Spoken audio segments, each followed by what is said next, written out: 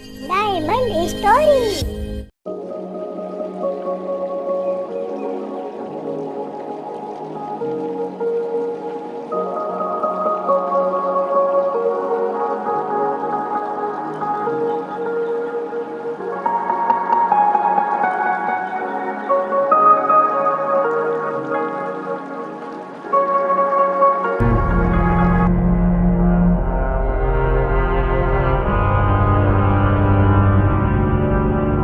आज तो मैं घर से सोच कर ही आया हूं कि मुझे पूरे खेत की जुताई करनी ही करनी है, ताकि मालिक खुश हो और मुझे ज्यादा से ज्यादा पैसे मिल जाए। और फिर मैं बाजार से ताजा मछली लाकर मेरी फूल चिड़ी को दूंगा। बेचारी मेरी फूल चिड़ी भी एक मछली खाने को तरस रही है, और मैं हूं कि उसे लाकर दे ही नहीं सका। आज तो देनी पड़ेगी भाई। अगर नहीं दी तो नाराज हो जाएगी, अगर नाराज हो गई तो शाम को खाने के फाफे पड़ जाएंगे। और रही बात, घर की लक्ष्मी नाराज अच्छी नहीं लगती। गोपाल इसी बात को सोचकर कि ज्यादा मेहनत करके ज्यादा पैसे मिल जाएंगे, गोपाल खेत की जुताई करनी शुरू कर देता है।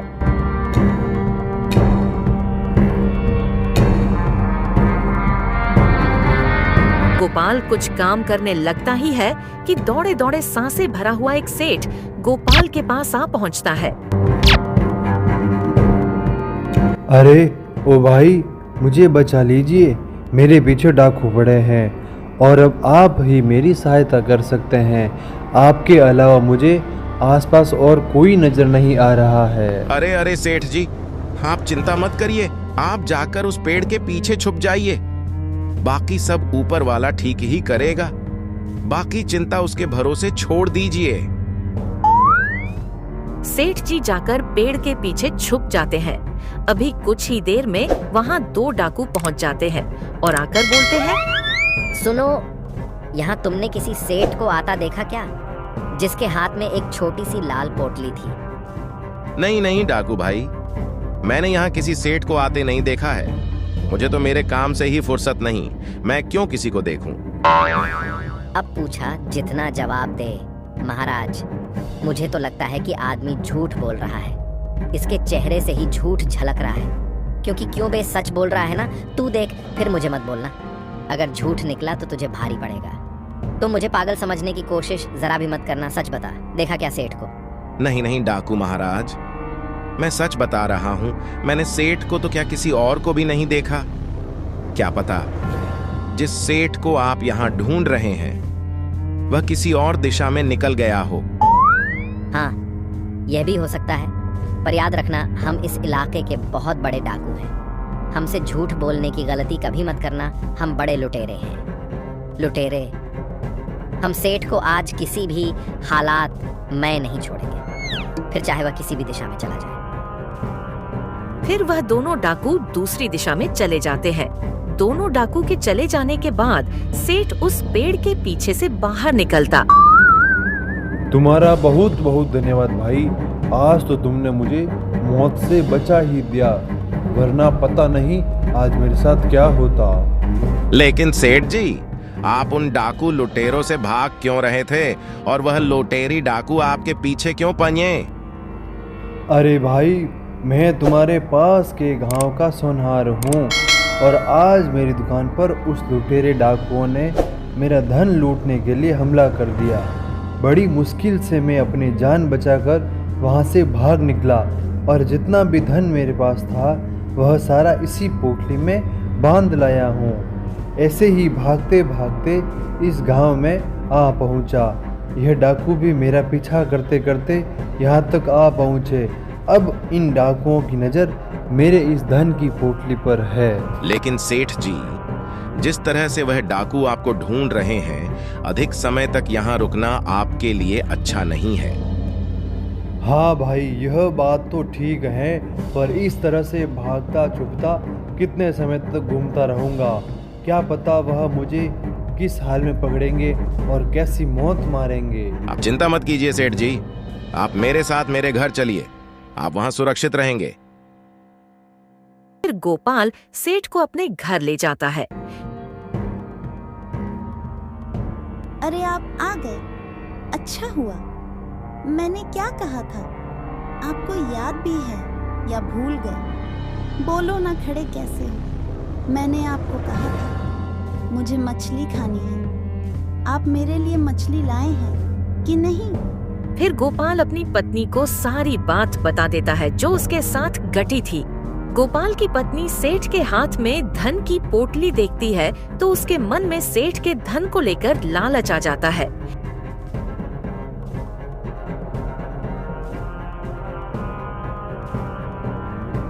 मुझे लगता है इस धन की पोटली में बहुत सारा धन होगा, और अगर यह पोटली मेरे पास आ जाए तो कितना अच्छा होगा। तुरंत पैसे वाली बन जाऊंगी और मेरे पति को कम करने की भी जरूरत नहीं होगी। सेठ जी, अब आपको किसी भी प्रकार की चिंता करने की आवश्यकता नहीं है, क्योंकि आप सही जगह पर पहुंच गए हैं। आप बिना चिंता के यहाँ आराम कीजिए और इस धन की पोटली को आप मुझे दे दीजिए, ताकि मैं इसको सुरक्षित जगह पर रख दूं, क्योंकि अगर वह डाकू आपका पता करते करते यहाँ पहुँच गए तो यह पोटली छीनकर वह ले जाएंगे। इतने ही समय में गोपाल अपनी पत्नी के लालच को समझ लेता है और बोलता है, नहीं नहीं सेठ जी, आप ऐसा मत करिए।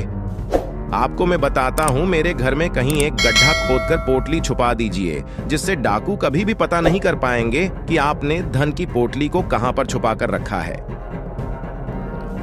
ठीक है भाई, अगर तुम कहते हो तो ऐसा ही करते हैं।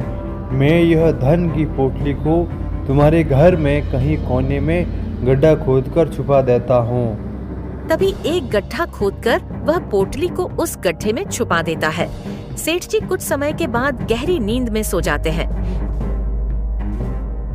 फिर गोपाल जहाँ पर सेठ ने गड्ढा खोदकर वह पोटली छुपाई थी वहाँ खड़ा होकर उसकी रखवाली करता है। तभी गोपाल के मन में एक विचार आया और वह सोचने लगा कि अगर डाकू सेठ जी का पीछा करते करते यहाँ पहुँच गए तो मेरे 3 साल की कमाई हुई पूंजी भी साथ लेकर चले जाएंगे। नहीं नहीं, मैं ऐसा नहीं होने दे सकता। मुझे अपनी जमा पूंजी को कहीं सुरक्षित जगह पर रखना होगा। इसके बाद गोपाल एक पोटली में अपना सारा धन भरता है और वहाँ से उस खेत की ओर निकल पड़ता है जहाँ वह काम करता था। वह खेत में जाकर वह अपने चारों ओर देखता है और एक गड्ढा खोदकर पोटली को उसे गड्ढे में डाल देता है। फिर वह वापस अपने घर की ओर निकलता है और घर आ जाता है। अगले ही दिन सुबह डाकू गोपाल के घर आ पहुंचते हैं। गोपाल बहुत घबरा जाता है। क्या वे तू हमें ही धोखा दे रहा है? उस दिन वह सेठ तेरे ही पास आया था और तूने हमें दूसरी दिशा में जाने को बोला और तूने उसे अपने घर में ही रखा है। मुझे लगता है तुझे तेरी जान प्यारी नहीं है। अगर है तो हमें जल्दी से बता दे, वह सेठ कहाँ है, नहीं तो हम तुम्हें भी नहीं छोड़ेंगे। गोपाल डाकुओं की बात सुनकर हैरान हो जाता है। तभी वह अंदर जाकर देखता है तो सेठ उसे कहीं नजर नहीं आता है। तभी गोपाल मन में सोचता है कि डाकू अब मुझे छोड़ेंगे नहीं। है भगवान, अब मेरी रक्षा करना। लगता है सरदार ये ऐसे नहीं बताएगा कि सेठ कहाँ है, क्योंकि इन दोनों की मिली भगत है और गांव वालों ने यही बताया था। सेठ और गोपाल दोनों ही साथ हैं। नहीं डाकू महाराज, सच में मुझे पता नहीं है कि सेठ कहाँ है और उसके धन की पोटली भी कहाँ है। लेकिन तुम्हें कैसे पता कि उसके पास धन की पोटली है और हम उसके पीछे पड़े हैं? इसका मतलब ये तो तय है कि सेठ कहाँ है, ये तुम्हें पता है। इसीलिए तुम सच सच बता दो कि सेठ और उसकी धन की पोटली कहाँ है, वरना इसका परिणाम तुम्हें बहुत भारी पड़ेगा, क्योंकि गांव वाले झूठ नहीं बोल रहे कि सेठ को तुम्हारे साथ देखा था। मुझे माफ कर दीजिए, वह सेठ रात को मेरे पास ही ठहरा था, लेकिन डाकू सरदार अब न जाने वह कहाँ है। मुझे अब सच में नहीं पता कि वह कहाँ चला गया। मुझे लगता है वह यहाँ से भाग गया होगा। अच्छा, तो तू वैसे नहीं मानेगा। पकड़ो इसे, चलो। डाकू महाराज, इन्हें छोड़ दीजिए, ये मेरे पति है, इन्होंने कुछ नहीं किया। आपको सेठ के धन की पोटली ही चाहिए ना? वह धन की पोटली ये मेरे घर में ही जमीन के नीचे गड्ढे में दफन है। आप उसको खोज कर ले जाएं, लेकिन मेरे पति को छोड़ दीजिए। जाओ भाई, खजाना बता दिया है, जमीन को खोद कर उस पोटली को निकालो। तभी एक डाकू जाकर गोपाल के घर में गढ़ा। खोदने लगता है। काफी समय तक खोदने पर भी धन की पोटली नहीं मिलती है। सरदार, ये दोनों झूठ बोल रहे हैं हमसे बचने के लिए। सरदार, तुम दोनों अभी भी हमसे मजाक ही कर रहे हो। क्या तुम हमें नहीं जानते कि हम कौन हैं, हमारा रुतबा क्या है? तुम जितना झूठ बोलोगे उतने ही फंसते जाओगे। हो सकता है जान से भी हाथ धो बैठे। गोपाल और उसकी पत्नी सेठ को देखकर हैरान हो जाते हैं। डाकू महाराज, इन दोनों को छोड़ दीजिए।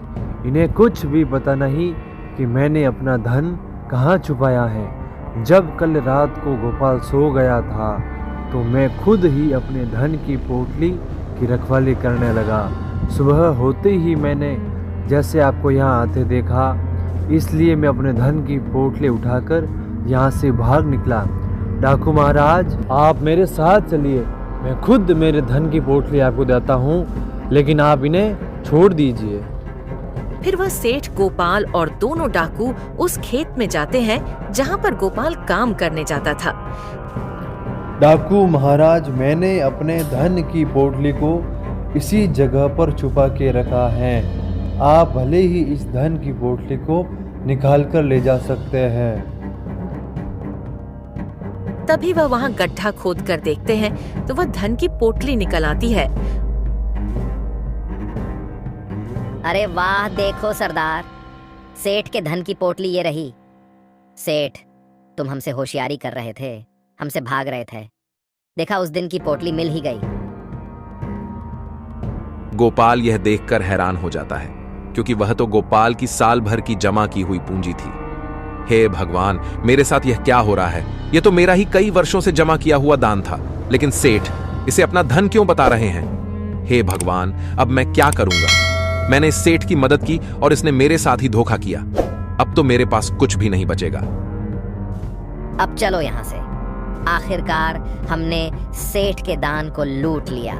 वह डाकू सेठ की पोटली के बजाय गोपाल के धन की पोटली ही लेकर चले जाते हैं।